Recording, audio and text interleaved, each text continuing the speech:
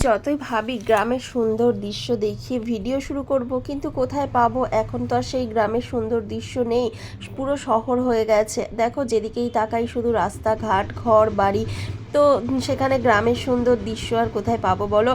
তো আমি যাকে দেখে ভিডিও করার অনুপ্রেরণা পেয়েছি, মানে ভিডিও করতে ভালো লাগে বা তার ভিডিও দেখতে ভালো লাগে, সে হলো এবি ব্লগসের প্রিয়া। তো তাকে দেখে আমি ভিডিও করা শিখেছি এবং সত্যি খুব ভালো লাগে তার ভিডিও। আমি মানে প্রচুর প্রচুর দেখেছি ওর ভিডিও। তো সেই কারণে আমি চাই বেশ গ্রামের সুন্দর সুন্দর দৃশ্যগুলোকে একটু তোমাদের সাথে শেয়ার করব, কিন্তু না গো, পারি না। কেন বলো তো, নেই সেরকম দৃশ্য। আর এই যে রাস্তাটা দেখতে পাচ্ছ, এই রাস্তাটা দিয়ে আমি বাড়ি ফিরছি, কেননা প্রচণ্ড পরিমাণে জ্যাম ওদিকে মেন রোডে। তো সেই কারণে একটু ভিতর দিয়ে ঘুরে ঘুরে যেতে হচ্ছে। তারকেশ্বরের বাসিন্দা যারা আছো তারা দেখে কি বুঝতে পারছো আমি কোন রাস্তা দিয়ে যাচ্ছি?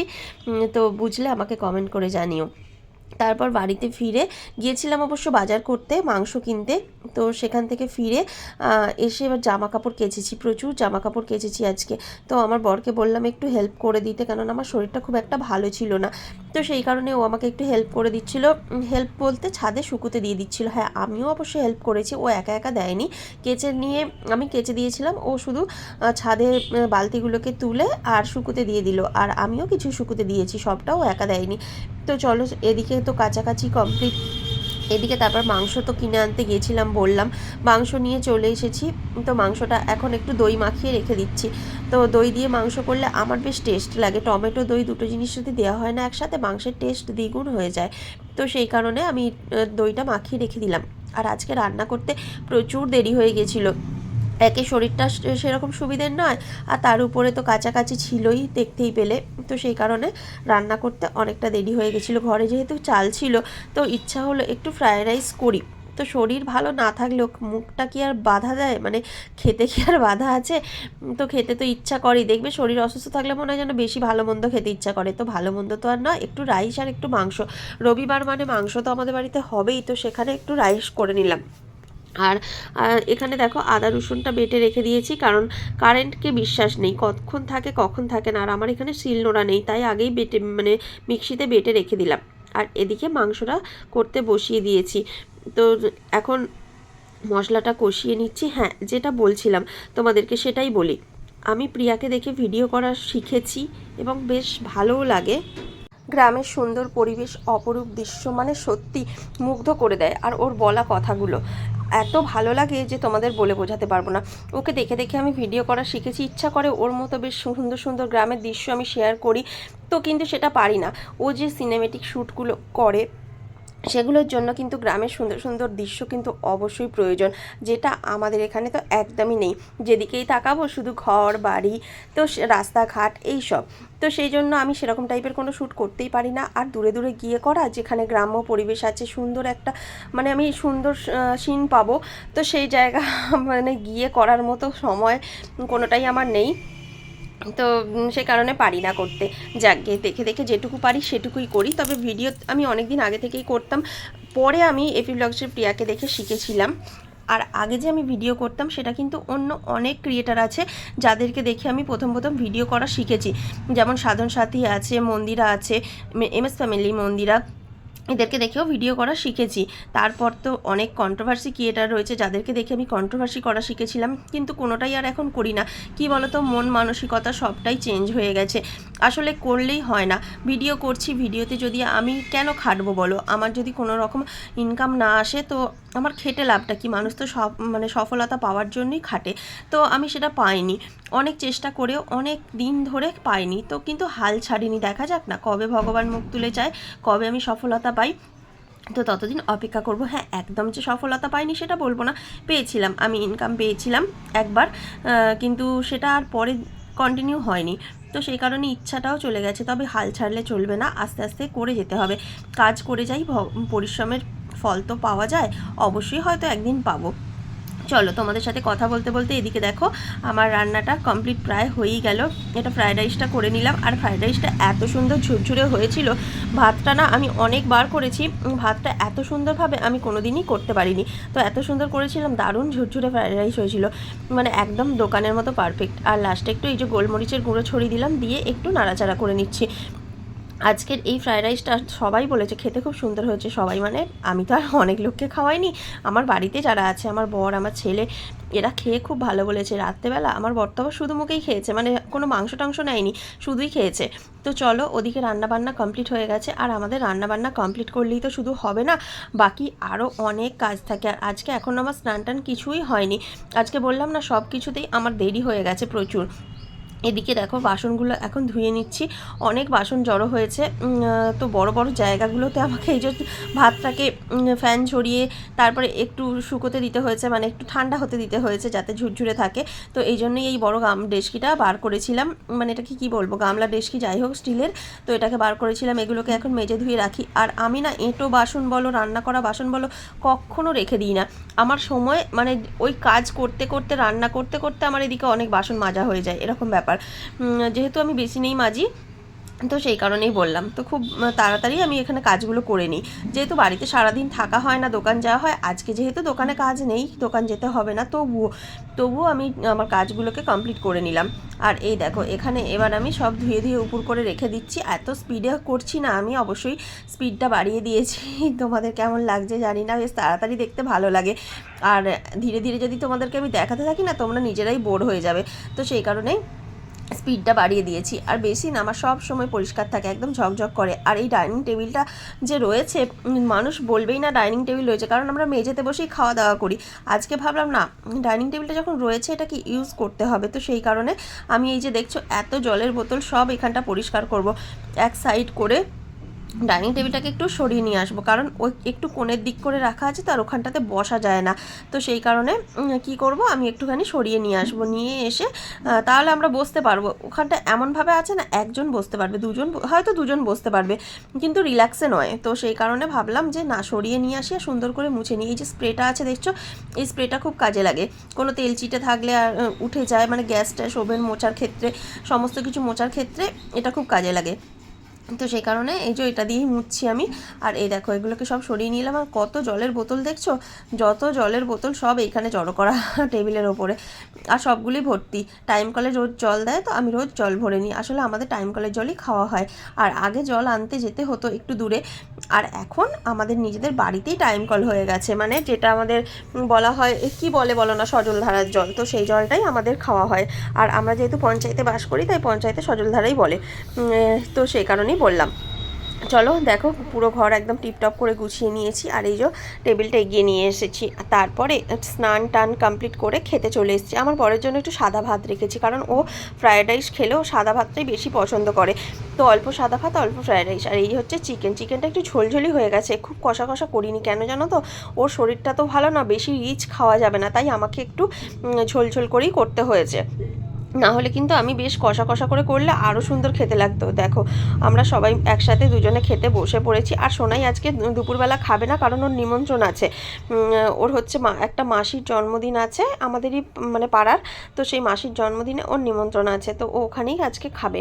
আর ওর জন্য রাইস রেখে দেবো, রাতে খাবে। তো চলো এখন দুজনে মিলে বসে খেয়ে নিই। আর সত্যি খেতে কিন্তু খুব সুন্দর হয়েছিল। আমি যে তোমাদেরকে বললাম না, আর প্রচণ্ড গরম, তো তাই একটুখানি ধীরে ধীরে খাচ্ছি। আর এত সুন্দর খেতে হয়েছিল যে বলার নয়। দুজনেই দেখো কাঁসারের থালা নিয়ে নিয়েছি। আর কাঁসারের থালা আমাদের অনেকগুলোই ছিল, আর বড়গুলোতে আমার খেতে ভালো লাগে না বলে ছোট কিনেছিলাম, সোনাইয়ের জন্য, আমার জন্য। আর এই দেখো এখন জামা কাপড়গুলো তুলতে চলে এসেছি। সন্ধে তো প্রায় হতে চললো, 5টার আগেই তুলেছিলাম, 4:45 বাজে, এরকম সময়তেই আমি জামা কাপড়গুলো তুলতে এসেছি। আর কত কাচাকাচি করেছি, সব তো শুকোয় নেই, রোদের না সেরকম জোর নেই, যার জন্য না জামা কাপড়গুলো সব শুকোয়নি। তাই ভাবলাম যতটা শুকিয়েছে বাকি ঘরের মধ্যে দিয়ে দিই। তো তারপর জামা কাপড় তুলে এসে চাটা খেয়ে আর রেডি হয়ে নিয়েছি। সোনাইও এসেছিলো, সোনাইকেও চা দিয়েছি, সেটা আর আমি শেয়ার করতে পারিনি। ওর সঙ্গে একটা বন্ধু এসেছিলো, তো ও তাড়াহুড়ো করে খেয়ে চলে গেছে। ওর বন্ধুটাকে চা খেতে বললাম, সে খেলো না। তো ও একাই খেয়ে তাড়াতাড়ি করে চলে গেছে টিউশন পড়তে। আর আমরা এখন বেরিয়েছি তারকেশ্বরে দেখো গেট পড়েছে। গেট পড়া মানে মাথা খারাপ হয়ে যায়, মানে এই পার থেকে ওই পারে যেতে গেলে না, বাস স্ট্যান্ডের দিকে ব্যাস এবার দাঁড়িয়ে থাকো। তারপরে অনেক দিন ধরেই শুনছিলাম একটা নতুন মিষ্টির দোকানের কথা বাস স্ট্যান্ডে, রাজকুমার সুইটস। তো অনেক দিন শোনার পরে আজকে ফার্স্ট এলাম যে একটু মিষ্টি নেবো। হ্যাঁ, বেশি কিছু মিষ্টি অন্য নেবো না, আমরা যেগুলো নিই আর কি। গুড়ের রসগোল্লা নেবো। গুড়ের রসগোল্লাটা কেমন করে দেখি। আর শীতকালে গুড়ের রসগোল্লা খেতে তো কার না ভালো লাগে বলো। আর ওর সুগার বলে না, ও মিষ্টি খেতে খুব একটা পছন্দ করে না। এখন আর খেতে চায় না, পছন্দ তো প্রচুর করে কিন্তু খেতে চায় না শরীরের কথা ভেবে। তো তাই অল্প করে গুড়ের রসগোল্লা নিলাম, মোট 6 পিস নিয়েছিলাম। তো বাড়িতে গিয়ে অবশ্যই তোমাদেরকে সেটা দেখাবো। আর এই দেখো বাস স্ট্যান্ড দিয়ে যেতে যেতে একটু তোমাদেরকে শেয়ার করে দিলাম, অন্ধকার, রাস্তাঘাট ফাঁকা, যেহেতু একটু ঠান্ডা পড়ে গেছে। আর এই হচ্ছে রাজকুমার সুইটসের প্যাকেট। তো এই যে 6 পিস রসগোল্লা দেখতে পাচ্ছ। রসগোল্লাটা খেতে কিন্তু খুব একটা খারাপ নয়, তবে একটা জিনিস যেটা বুঝলাম সেটা হচ্ছে মিষ্টিটা খুব সফট, আর একটু কম, মিষ্টিটা কম, একটু সুগারটা কম আছে ওর মধ্যে, যার জন্য কম মিষ্টি লাগছিল। আর আমি না কম মিষ্টি পছন্দ করি না, আমার বেশি একটু বেশি বেশি মিষ্টি হবে আমার খুব ভালো লাগে। এটা আমার বরের ক্ষেত্রে খুব ভালো হয়েছে আর কি। যাকগে। আর এদিকে দেখো বাড়িতে এসে জামা টামা চেঞ্জ করে নিয়ে এখন আমি আটা মাখতে বসেছি, রুটি করব। ফ্রাইড রাইস যেটা রয়েছে সেটা হচ্ছে আমার ছেলে খাবে, কারণ ওর জন্যই রয়েছে। তবে হ্যাঁ, ও অতটা খেতে পারবে না, হয়তো ওর থেকে একটু থেকে যাবে। তো আমরা তো রুটি খাবো, রুটি তো করতেই হবে আমাকে। রাত্রেবেলা রুটি ছাড়া আমার তো একদণ্ড চলে না। আগে আমি একটা সময় ছিল যখন রুটি করতেই পারতাম না। আর এদিকে আটা মাখতে মাখতে একদিকে দেখো মাংসটা একটু গরম করে নিচ্ছি। মাংসটা গরম করতে দিয়েছি, কারণ সোনাই এক্ষুনি চলে আসবে, এসে ও খেতে মানে খাবে, তার জন্য গরম করে দিচ্ছি। শীতকালের দিন ঠান্ডা ঠান্ডা খেতে পারবে না, রাইসটা আর গরম করলাম না, মাংসটা গরম করলেই হয়ে যাবে। আর এই যে আটাটা এখানে মেখে রেখে দিলাম। আর রুটি করার সময় ভাবলাম তোমাদের সাথে শেয়ার করবো, রুটিটা যখন করতে বসি তখন ভুলেই গেছি ক্যামেরা অন করতে। আর এখানে এই যে কতটা রাইস আছে দেখাচ্ছি। এই যে এই রাইসটা রয়েছে, ও পুরোটা খেতে পারবে না, এখানে অনেকটাই রয়েছে, ওর থেকে ও যতটা খায় তার থেকে বেশিই আছে। আর একটু গরম জল করছি জানো তো, শরীরটা ভালো লাগছে না, একটু অম্বল অম্বল ভাব আর কি শরীরের মধ্যে, এটা ওটা খাওয়া হচ্ছে তো, যেহেতু ঘি থাকে, আর ঘি খেলে আমার একদমই সহ্য হয় না। তো চলো, তার জন্য দুবার গরম জল করেছি, এই কাপটা 2 কাপ খেয়েছি, মানে অনেকটাই ধরে আর কি এটাতে। তো গরম জলটা খেলে না শরীরটা ভালো হয়। আমি এটা শিখেছি কার কাছ থেকে জানো, মন্দিরার কাছ থেকে। মন্দিরার যখনই পেটে প্রবলেম হয়, ও তো উল্টোপাল্টা অনেক খায়, তো তখনও ও এরকমভাবে গরম জল খায়। আর এই গরম জল খেলে যে শরীরটা ভালো হয়, এটা আমি ওর থেকেই শিখেছি। আর এটা সত্যি খুবই কার্যকরী, আমি আগে কিন্তু এটা জানতাম না। যেটা সত্যি সেটা সত্যি, ওর কাছ থেকেই এটা শেখা। এই যে গরম জল খেয়ে নিলাম, খেয়ে নিয়ে এখন এই যে সোনার জন্য খাবার বাড়ছি। ও মাংস টাংস বেশি খাবে না বললো, 2 পিস দিতে বললো, তো ওকে 2 পিসই দিচ্ছে। আর সলিড পিস ছাড়া ও একদমই খায় না। তো ওকে আর একটা যে দিতে গেলাম, না করলো বলে পাশ থেকে, আমি আর দিলাম না। তো ঝোলটাই দিলাম, বললো না না আর দিও না, এই ব্যাপার। তো চলো, ঝোলটা একটু বেশি খেতে ভালোবাসে, ওকে একটু বেশি করে ঝোল দিলাম। এটা দিয়েছি তো আরও দেবো পরে, সেটা আর তোমাদের সাথে শেয়ার করিনি।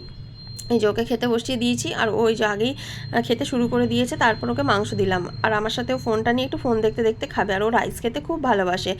আর এদিকে রুটি হয়ে গেছে, রুটিটা দেখানো হয়নি, এটার মধ্যে রেখে দিয়েছি, সেটাই তোমাদেরকে দেখাচ্ছি। আর এদিকে দেখো আগামী কালকের জন্য আদা রসুন পেস্ট করে নিলাম দোকানে, এটাকে টিফিন বক্সে ভরে তারপর দোকানে নিয়ে যাব কালকে। আসলে দোকানের মিক্সার গ্রাইন্ডারটা একটু প্রবলেম হয়ে গেছে, তো সেই কারণে এখন আমি বাড়ি থেকেই পেস্টটা করে নিয়ে যাই। আর এই যে মাংস এখনও এতগুলো রয়েছে, সোনাইকে দেওয়ার পরেও এ থেকে মাকে 2 পিস দেবো, দিয়ে তারপরে দিয়ে দিয়েছি অলরেডি, এটা পরে তোমাদের সাথে শেয়ার করছি। মাকে 3 পিস মাংস দিয়ে পাঠিয়ে দিয়েছি, মাও খেতে চায় না একদম। আর আমার বরকেও এখানে 3 পিস দিলাম, ও খেতে চায় না বেশি, আর আমি খাবো, বাকিটা রয়ে যাবে। আর এই যে রসগোল্লা। তো চলো এখন আমরা দুজনে মিলে খেতে বসবো। ওকে তো ডেকে এলাম, ও বললো একটুখানি পরে আসছি, টিভি দেখছে আর কি। টিভি দেখতে দেখতে। আর এইখানে দেখো যে কড়াইটাতে ছিল, ওখান থেকে তুলে এই জায়গাটার মধ্যে রেখে দিয়েছিলাম, আর কড়াইটা ধুয়ে মেজে নিয়েছি। এই যে এই রাইসটাই বেঁচে গেছে, তো কি করব, রেখে দেবো আবার, ওই জন্য আমরা দুজনে মিলে একটু একটু করে নিয়ে খেয়ে নেব। চলো এখন ওকে ডাকি, ডেকে খেতে বসি। এই বসে পড়েছি অলরেডি। আর রুটি, ও 2টো রুটি নিয়েছে আর একটুখানি রাইস নিয়েছে। রাইস নিতে চাইছিল না, আমি জোর করেই দিলাম একটু হলো খেতে। তারপরে তো খেয়ে শুধুই খেয়েছে জানো, বললো মাংস দিয়ে খাবো না, আমার ভালো লাগছে, শুধু খাবো। তো এই ওকে অল্প দিয়ে দিলাম, আর আমি অল্প খাবো। চলো এখন খেতে বসে পড়েছি। আর এই যে থালাটার মধ্যে আমি আটা মেখেছি, এটাতেই খেয়ে নিয়েছি আর কি।